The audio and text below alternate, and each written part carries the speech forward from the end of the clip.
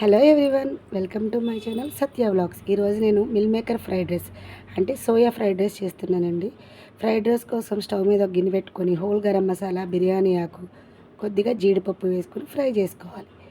మనం ముందుగా నానబెట్టుకున్న మిల్ మేకర్లోంచి వాటర్ తీసేసుకుని ఆయిల్లో కాసేపు ఫ్రై చేసుకోవాలి. దీంట్లోనే మొలకెత్తిన శనగలు, నిన్న పూజ కోసం తీసుకొచ్చిన శనగలు ఉన్నాయండి. ఇవి కూడా ప్రోటీనే కదా అని అందులో వేసుకున్నాను. తర్వాత ఉల్లిపాయలు, పచ్చిమిరపకాయలు, కొద్దిగా కొత్తిమీర, కరివేపాకు, టమాటాలు, కొద్దిగా అల్లం వెల్లిపాయ పేస్టు వేసుకొని బాగా వేగనిచ్చానండి. అందులోనే కొద్దిగా ఉప్పు కూడా వేసుకున్నాను. ఇలా బాగా నూనెలో ఏగిన తర్వాత కొద్దిగా ధనియాల పొడి వేసుకొని బాగా పచ్చివాసన పోయే వరకు ఫ్రై చేసుకున్నానండి. ఇప్పుడు నీళ్ళు పోస్తున్న చెంబుతో ఒక చెంబుడు బియ్యం తీసుకున్నాను. అందుకే 2 చెంబులు వాటర్ పోసుకొని కాసేపు నీళ్ళు మూత పెట్టుకుని కాగనిచ్చుకున్నాను. బాగా మరిగి ఎసరు వచ్చిన తర్వాత మనం ముందుగా నానబెట్టుకున్న బియ్యాన్ని ఈ మరుగుతున్న ఎసరులో వేసుకోవాలి. మిల్ మేకర్లో చాలా ప్రోటీన్లు ఉంటాయండి. మిల్ మేకర్ ఒంటికి చాలా మంచిది.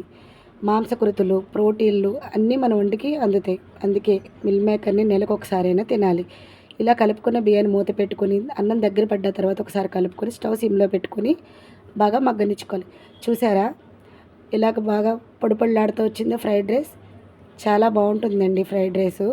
దీన్ని వేడివేడిగా పెరుగు పచ్చడితో కానీ, సాంబారు, కర్రీతో దేనితో సర్వ్ చేసుకున్నా బాగుంటుంది. ఈ వీడియో కనుక మీకు నచ్చినట్లయితే ప్లీజ్